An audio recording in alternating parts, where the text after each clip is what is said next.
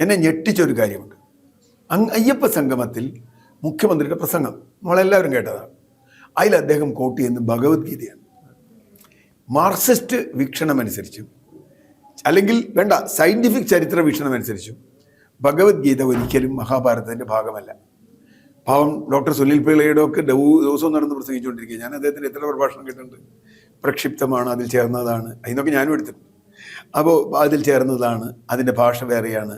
അതുകൊണ്ട് അത് Brahmanic ഡീമണിക് ideology, വർഗീയ രാഷ്ട്രീയം, ബ്രാഹ്മണിക വർഗീയത, അവരുടെ ഹെജ്മണി അതുപോലെ ഇത് കൊണ്ടുവരാൻ വേണ്ടി ചേർത്തതാണ് ഭഗവത്ഗീത എന്ന്